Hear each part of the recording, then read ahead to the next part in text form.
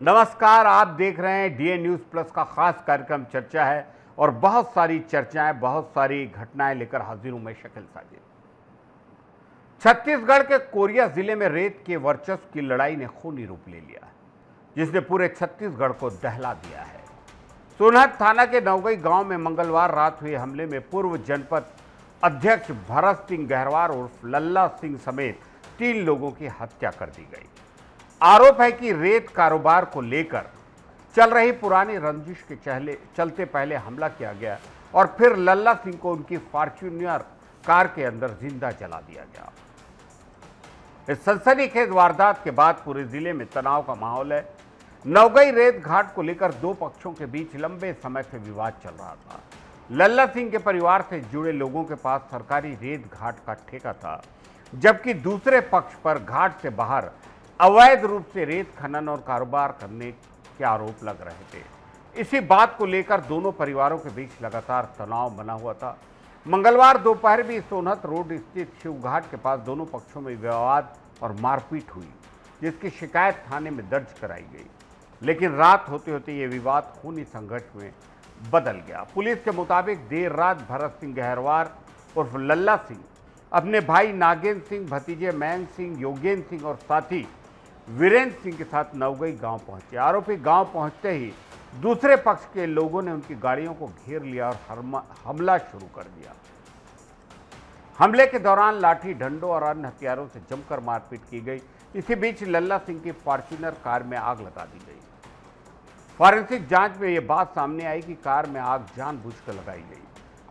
आग की लपटों में घिरे लल्ला सिंह कार से बाहर नहीं निकल सके और वहीं जिंदा जलकर मौके पर उनकी दर्दनाक मौत हो गई। वहीं कार से बाहर निकलने की कोशिश कर रहे नागेंद्र सिंह और वीरेंद्र सिंह पर भी हमला किया गया। दोनों गंभीर रूप से घायल हो गए। वीरेंद्र सिंह ने अंबिकापुर अस्पताल में इलाज के दौरान दम तोड़ दिया, जबकि नागेंद्र सिंह की मौत रायपुर में उपचार के लिए पहुंचने से पहले हो गई। इस हमले में मयंक सिंह और योगेंद्र सिंह भी गंभीर रूप से घायल हैं, जिनका इलाज जारी है। घटना के बाद पूरे गांव में दहशत फैल गई और बड़ी संख्या में पुलिस बल तैनात है। मामले की गंभीरता को देखते हुए पुलिस ने हत्या, आगजनी और अन्य धाराओं के तहत अपराध दर्ज कर दिया। जांच के लिए एसआईटी टीम का गठन किया गया। पुलिस ने त्वरित कार्रवाई करते हुए मनोज त्रिपाठी, अक्षत त्रिपाठी, विशाल त्रिपाठी और सत्य प्रकाश त्रिपाठी को गिरफ्तार कर लिया। वहीं नामजद 7 में अन्य आरोपियों की तलाश में लगातार दबिश दी जा रही है। इस हत्याकांड के बाद राजनीतिक माहौल भी गर्मा गया है। भरत सिंह गहरवार उस लल्ला सिंह क्षेत्र के प्रभावशाली नेता थे। पूर्व वित्त मंत्री रामचंद्र सिंहदेव के करीबी बताया जाता था उनको। रेत कारोबार से शुरू हुआ विवाद अब 3 लोगों की जान ले चुका है। इस घटना ने न सिर्फ कोरिया जिला बल्कि पूरे छत्तीसगढ़ प्रदेश को झकझोर कर रख दिया है और पुलिस जांच पर नजर है कि इस खूनी संघर्ष के पीछे की साजिश कब और कैसे सामने आती है। रेत के अवैध कारोबार और वर्चस्व की लड़ाई ने 3 परिवारों की खुशियां छीन ली। पता नहीं कब तक ये आपसी रंजिशें इस तरह खूनी घटनाओं को जन्म देती रहेंगी। पुलिस फरार आरोपियों की तलाश में लगी है।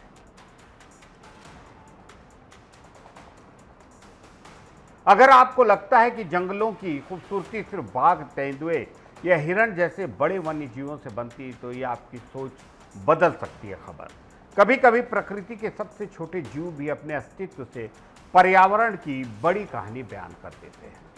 छत्तीसगढ़ की राजधानी नवा रायपुर स्थित जंगल सफारी से बेहद खूबसूरत खबर, जहां भारत के सबसे छोटे कठफोड़वों में शामिल ब्राउन कैप्ड पिग्मी वुडपेकर दिखाई दिया। ये नन्हा पक्षी भले ही आकार में छोटा हो, लेकिन पर्यावरण और जैव विविधता की दृष्टि से इसकी मौजूदगी बेहद अहम मानते हैं।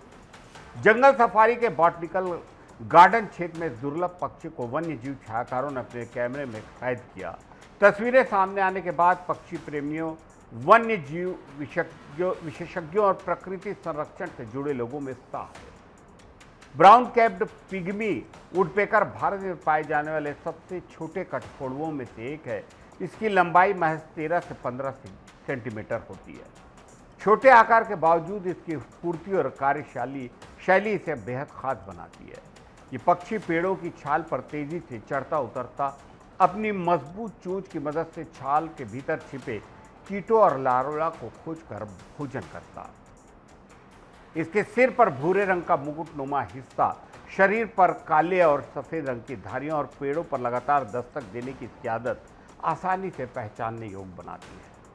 यह आमतौर पर घने पेड़ों और प्राकृतिक वन क्षेत्रों में नजर आता है। इसका कैमरे में कैद होना वन्य जीव दस्तावेजीकरण के लिहाज से भी बेहद महत्वपूर्ण है। पर्यावरणविदों का मानना है कि किसी क्षेत्र में ऐसे संवेदनशील पक्षी की मौजूदगी इस बात का संकेत है कि वहां का पारिस्थितिक तंत्र स्वस्थ है। कठफोड़वा प्रजाति के पक्षी पेड़ों को नुकसान पहुंचाने वाले कीड़ों की संख्या नियंत्रित करने में महत्वपूर्ण भूमिका निभाते हैं। यही वजह है कि इन्हें जंगलों का प्राकृतिक संरक्षक भी माना जाता है। यहाँ जंगल सफारी में समय समय पर कई दुर्लभ पक्षियों और वन्य जीवों की मौजूदगी दर्ज होती है। ऐसे में ब्राउन कैप्ड पिग्मी वुड पैकर का दिखाई देना हम सभी के लिए बेहद खुशी की बात है। और जो जंगल सफारी घूमने जाते हैं वो जाएं और ज़रूर इस सबसे छोटे खूबसूरत कठफोड़वे का दर्शन करें और दर्शन का लाभ लें। और ये भी बहुत बड़ी बात है कि आज अंतर्राष्ट्रीय पिकनिक डे भी है। जी हाँ, आगे वही खबर है।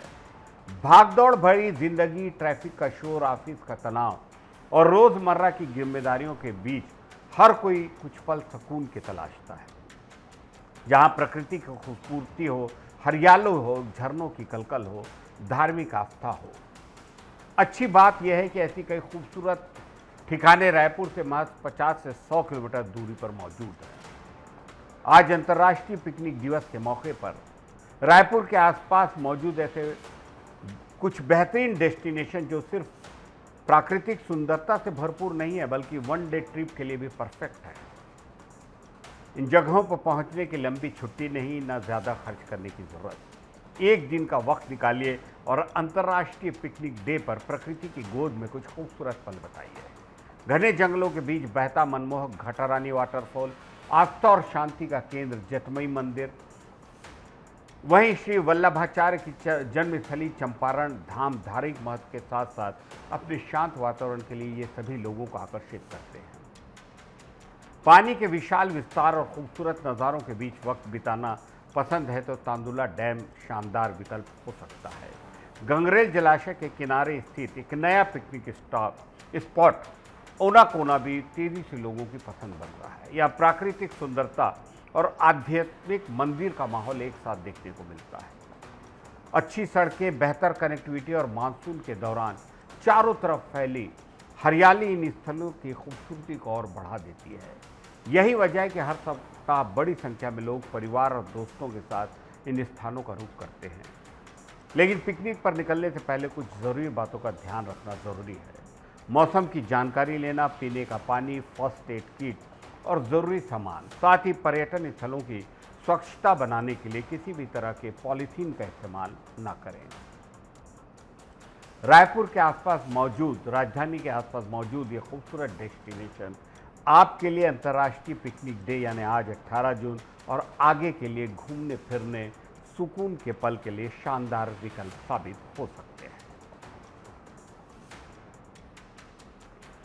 एक और बड़ी प्यारी सी खबर छत्तीसगढ़ के बस्तर से, जहां जंगल सिर्फ हरियाली और प्राकृतिक खूबसूरती की पहचान, बल्कि यहाँ की धरती अपने अंदर कई ऐसे अनमोल खजाने लेती है जिनकी कीमत सुनकर आप हैरान रह जाएंगे। ऐसा ही एक दुर्लभ वन उत्पाद चर्चा में है जिसकी कीमत बाजार में करीब 3000 रुपये किलो तक पहुँच गई। जी हाँ, उस बेहद खूबसूरत प्रोडक्ट का नाम है बोरा, जिसे बस्तर के जंगलों का प्राकृतिक उपहार कहते हैं। बारिश की पहली फुहारों के साथ जंगलों में उगने वाला ये खाद्य यानी कवक यानी मशरूम हर साल लोगों का ध्यान खींचता है। खासियत ये कि इंसान इसे उगा नहीं सकता, पूरी तरह प्राकृतिक वातावरण में ही ये पैदा होता है। बस्तर के साल वृक्षों के खूबसूरत जंगलों में मानसून की शुरुआत के साथ बोरा निकलना शुरू होता है। ग्रामीण और आदिवासी समुदाय सुबह सुबह जंगलों का रुख करते हैं और इकट्ठा कर स्थानीय बाजारों में बेचते हैं। बेहद कम उपलब्धता और ज़बरदस्त मांग के कारण इसकी कीमत काफ़ी ज़्यादा है। स्वाद के मामले में भी बोरा को खास मानते हैं। स्थानीय लोगों के मुताबिक इसका स्वाद सामान्य मशरूम से अलग और ज़्यादा स्वादिष्ट होता है। ये वजह है कि बस्तर के लोग साल भर इसके बाजार में आने का इंतज़ार करते हैं। आसपास के इलाकों के साथ साथ बाहर से आने वाले लोग भी इसे खरीदने के लिए पहुंचते हैं। बोरा सिर्फ टेस्ट की वजह से नहीं खास है, बल्कि यह बस्तर के ग्रामीणों और वनवासियों के लिए कमाई का एक महत्वपूर्ण जरिया भी बन जाता है। ये प्राकृतिक उत्पाद कई परिवारों के अतिरिक्त आय का साधन है। बारिश के मौसम में बोरा की बिक्री से ग्रामीण अर्थव्यवस्था भी मजबूत हो रही है। बोरा की सबसे बड़ी खासियत इसकी दुर्लभता है। इसकी खेती संभव नहीं है, इसलिए इसकी उपलब्धता पूरी तरह मौसम और प्राकृतिक परिस्थितियों पर निर्भर करती है। यही कारण कि मांग ज़्यादा और उपलब्धता सीमित होने से इसकी कीमत हज़ारों रुपये में है। यह अनोखा वन उत्पाद सिर्फ स्थानीय बाजार तक सीमित नहीं है, बल्कि बहुत ज़्यादा खास पहचान के कारण लोगों के आकर्षण का केंद्र है। फीफा वर्ल्ड कप, जी हाँ, उसका ही मौसम है। फुटबॉल की दुनिया में जब भी महान खिलाड़ियों का जिक्र होता है, उन नामों में सबसे ऊपर अगर कोई खड़ा है तो वो है लियोनेल मेसी। एक ऐसा खिलाड़ी जिसने अपने कैरियर में हर उपलब्धि हासिल की, हर ट्रॉफी जीती और हर बड़े मंच पर छाप छोड़ी। एक बार फिर मेसी ने दुनिया को याद दिला दिया कि उन्हें फुटबॉल का जादूगर क्यों कहते हैं। फीफा वर्ल्ड कप 2026 में डिफेंडिंग चैंपियन अर्जेंटीना ने अपने अभियान का शानदार आगाज करते हुए अल्जीरिया को 3-0 से मात दी। इस जीत से ज़्यादा चर्चा उस खिलाड़ी की जिसने अकेले अपने हैट्रिक के दम पर मैच का नतीजा तय कर दिया। 38 साल की उम्र में मेसी का जादू बरकरार है। कंसास सिटी में खेले गए मुकाबले में मेसी ने हैट्रिक लगाकर अर्जेंटीना को जीत दिलाई, बल्कि रिकॉर्ड की झड़ी लगा दी। उम्र के इस पड़ाव पर जहां ज़्यादातर खिलाड़ी संन्यास लेते हैं, वहीं मेसी विश्व कप जैसे सबसे बड़े मंच पर हैट्रिक लगाकर अपनी फिटनेस, तकनीक और क्लास का परिचय दे रहे हैं। मेसी 200 अंतर्राष्ट्रीय मैच खेलने वाले पहले दक्षिण अमेरिकी पुरुष फुटबॉलर बन गए हैं। 38 साल 357 दिन की उम्र में विश्व कप में हैट्रिक लगाने वाले सबसे उम्रदराज खिलाड़ी बनने का रिकॉर्ड भी उनके नाम है।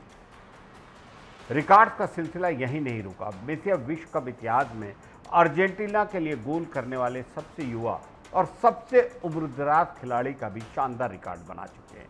विश्व कप में उनके कुल गोलों की संख्या 16 हो गई है। उन्होंने सर्वाधिक गोल करने वाले महान जर्मन स्ट्राइकर मिरोस्लाव क्लोज के रिकॉर्ड की बराबरी की। मेसी का नाम अब विश्व कप में 24 गोल का योगदान दर्ज हो चुका है, जिसमें गोल और असिस्ट दोनों शामिल हैं। उन्होंने ब्राज़ील के महान खिलाड़ी पेले को भी पीछे छोड़ दिया है। ये सिर्फ आंकड़े नहीं, बल्कि उस विरासत की कहानी है। एक और अर्जेंटीना ने जीत के साथ अपने खिताब बचाने के अभियान की शुरुआत की। वहीं मेसी ने यह साबित कर दिया कि उम्र सिर्फ संख्या है। उनका जादू आज भी बरकरार है और आगे भी रिकॉर्ड पर रिकॉर्ड बनाएंगे वो। लगता है आज बस्तर पे हम कुछ ज़्यादा ही मेहरबान हैं। बंदूकों की आवाज़ से अबूझमाड़ का जंगल बच गया, लेकिन अब ज़मीन के पट्टों की दौड़ ने हज़ारों पेड़ों के अस्तित्व पर खतरा खड़ा कर दिया। नक्सल प्रभावित इलाके के तौर पर जाने जाने वाला अबूझमाड़ अब जंगल कटाई और आगजनी की घटनाओं को लेकर भारी चर्चा में है। क्या अबूझमाड़ भी हसदेव अरण्य जैसी पर्यावरणीय चुनौती की ओर बढ़ रहा है? नारायणपुर का अबूझमाड़ दशकों तक बाहरी दखल से दूर था। घने जंगल, पहाड़ और आदिवासी जीवन शैली इस इलाके की पहचान है।